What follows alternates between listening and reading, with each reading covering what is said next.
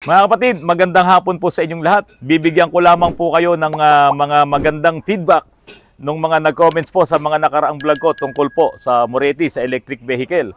Lalong-lalo na po nung sinabi po ng may-ari ng Moretti Philippines, mag-i-import siya ng mga conversion kits para yung ating mga internal combustion engine, yung mga kotse nyo, yung mga SUVs nyo, ay pwede nating ma-convert to electric vehicle.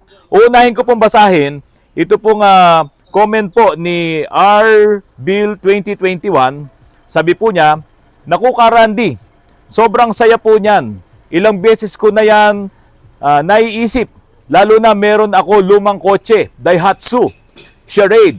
Pwede kaya to i-convert? Sana talaga magtuloy yan. Nung nag-introduce ka ng electric aircon, tuwang-tuwa na kami ng misis at mag-iipon kako kami para maipa-convert sa inyo. Tapos ngayon, conventional engine to electric or hybrid pa. Naku, sana talaga, sana talaga maging okay yan at pag-iipunan ko yan." So marami pong nabuhayan ng loob at nagkaroon ng pag-asa, lalong-lalo na nung yung presidente mismo ng Moretti Philippines ang nagsabi na plano niya talaga na mag-import ng mga conversion kits ng ating mga sasakyan. Kaya lang, lahat ng kasiyahan ay mayroong kakibat na konting kalungkutan. Pero wag naman kayo masyadong malungkot. Ito po ang comment na sinasabi ko pong medyo malungkot. Sabi ni 23 these days, "Big concern ko lang po is yung rehistro after ng conversion. Baka magka-problema." Ito pa, meron pang isang nag-comment din. Sabi naman po niya, si Ron Borgi, pa-shout out Autorans. Ayos po yan, conversion idea. Ang nakikita ko lang po, magiging concern dyan, is tungkol sa LTO. Since registered siya sa combustion engine or gas, paano kaya ang magiging response ng LTO pagdating doon? Sana nga po matuloy. Alam niyo mga kapatid, itong electric vehicle, no, mayroong naging batas dito. Bago pa sumikat ang electric vehicle dito sa Pilipinas, mayroon na pong tinatawag na EBIDA law. Electric Vehicle Industry Development Act. Yan po ay naging batas. Doon po siya nagtatanong na pwede daw po ba na kung sakaling i-convert yung kotse nila, yung internal combustion engine para maging electric vehicle, yan daw po ba ipapayagan ng LTO, ng DOTR? Meron na nga pong batas eh. Ano po ba ang sinasabi ng batas tungkol po dyan? The EBIDA Law, Republic Act number 11697, enacted in 2022, promotes the conversion of internal combustion engine ICE vehicles to electric vehicles in the Philippines. So, pinopromotes nila na i-convert yung mga luma nyong sasakyan, ayan tulad niyan, yung every wagon na yan, pati yung Pajero na yon, no? Ang sabi, pinopromote ng batas na ito na ma-convert mo ang iyong internal combustion engine para maging electric vehicle. Kaya wag po kayong matatakot kung sakaling i-convert nyo ang inyong mga sasakyan to electric vehicle. Kaya lang, hindi yan basta-basta i-convert mo lang. May sinasabi rin po ang batas dyan. Sinabi rin po dito sa batas na ito na it provides incentives like 15 to 30% discounts on user charges for hybrid electric vehicles. 100% excise tax exemption for full EVs and aims to reduce fossil fuel independence. Yung malaking tax po na yun, yung 100%, mabe-benefits po yun ng mga gustong mag-convert ng kanilang sasakyan to electric vehicle. Ano pa po ang sinasabi dito? Key aspects of vehicle conversion under EBIDA. Incentives. The law provides fiscal incentives to encourage the adoption of EVs, including tax breaks and subsidies. Registration exemption. Light electric vehicles, LEVs, used strictly for private non-commercial use on private roads are exempt from registration aimed at promoting small-scale conversions. Ano pa po? Mandated standards. Ito na. The government is establishing standards for EV parts, components, and batteries to ensure safety during conversion. Ito yung pinakamaganda rito. Kasi itong si Moretti, ang i-import niya ay yung mismong mga kits o yung mismong mga electric components nitong Moretti, yun ang i-import niya. pumasa na nga po ito dito sa Pilipinas eh.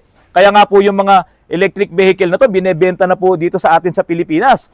So ibig sabihin, itong mga kits na bibili ni Sir Johnny Chotrani, siguradong pasado po ito. Dahil sa batas, ang sabi po dito, the government is establishing standards for EV parts, components, and batteries to ensure safety during conversion.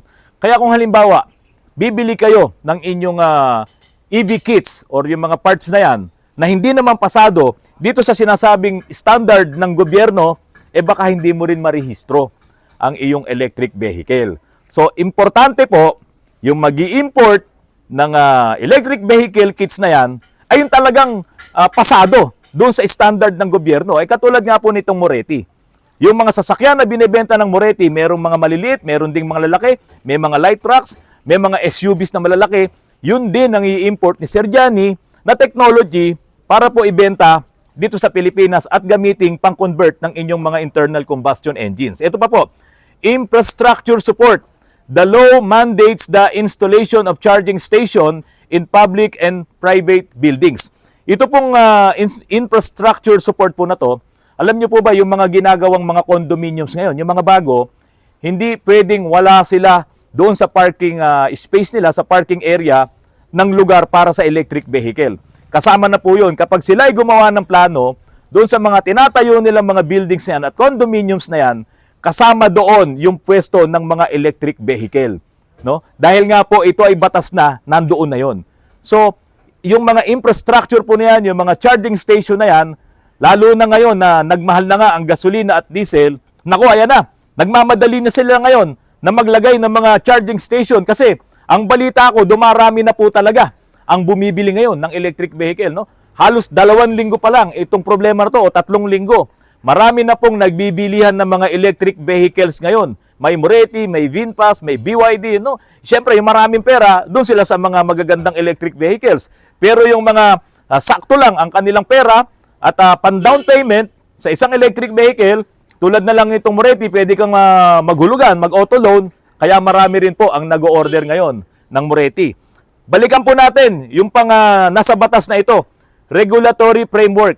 The Land Transportation Office, LTO, and Department of Energy, DOE, oversee the classification and safety standards for the converted vehicle. So, nakabantay naman pala si LTO, saka si Department of Energy, dito po sa mga conversion na ito. Ano pa ba hanapin mo?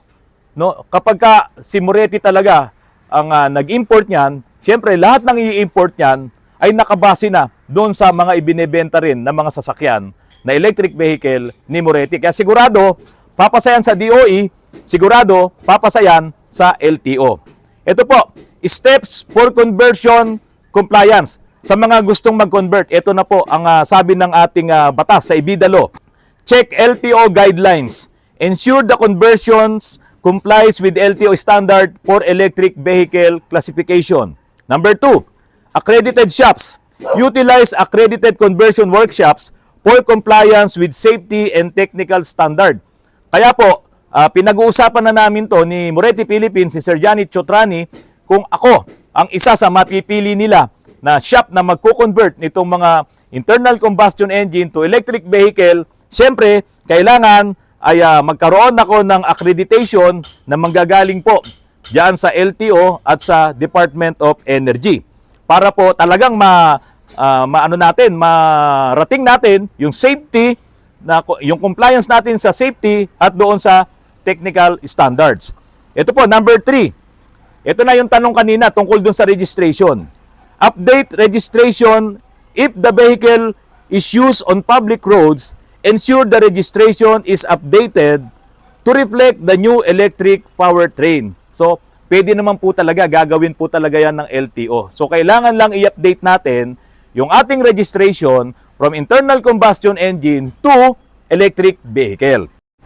For specific procedures on changing the engine motor type, owners should consult the LTO regarding the required inspection and registration amendments to ensure the converted vehicle is street legal.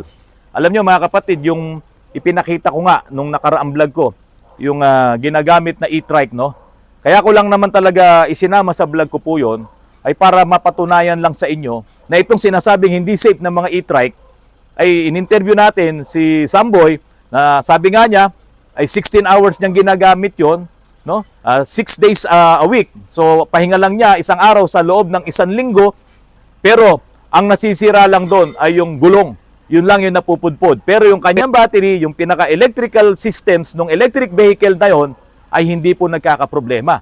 Eh yun, talaga namang China yon at talaga namang hindi natin alam kung sino ang nag-convert nun. Pero matibay siya. Kaya po naging basihan ko lamang na kung yung e-trike na yon ay matibay at naipanghahanap buhay ni Samboy, mas matibay ngayon itong Moretti.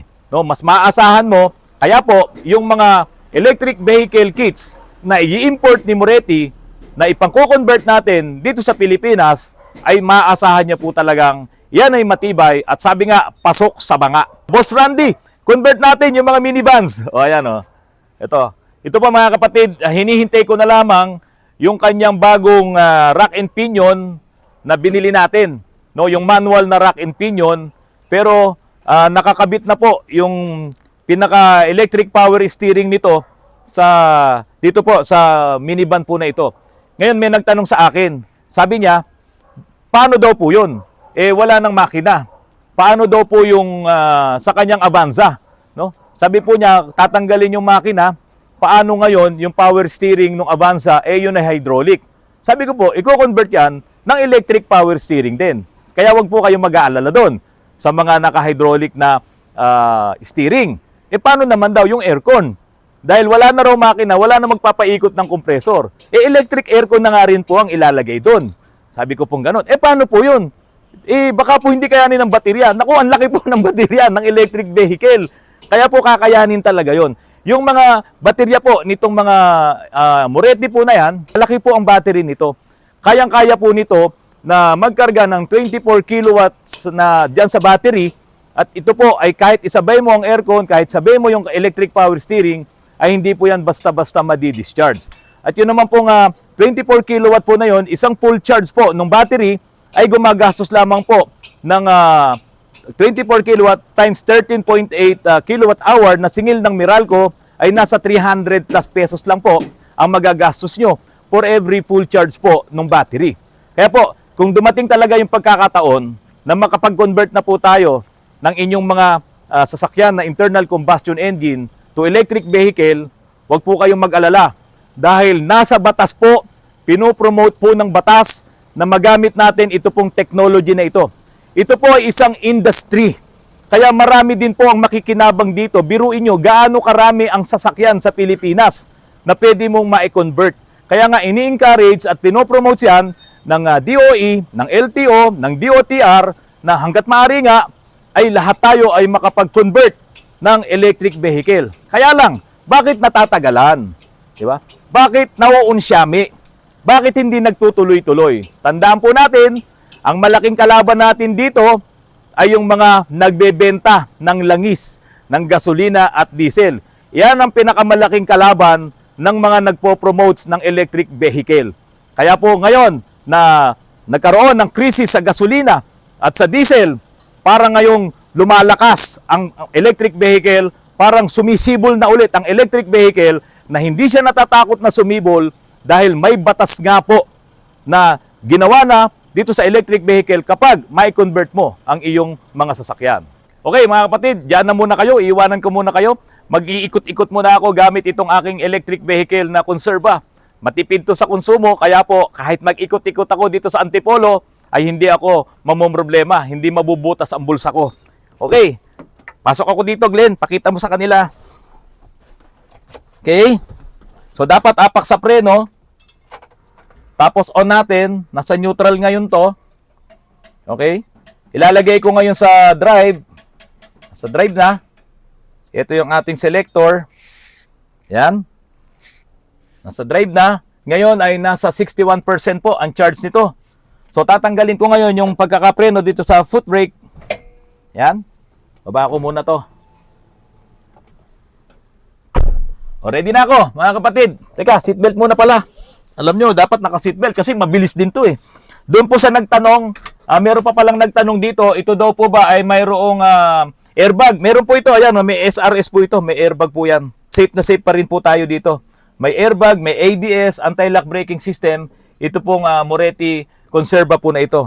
So okay, mga kapatid, larga muna ako. No? Magkakape muna ako diyan sa Dirjo, sa may Maya Alta.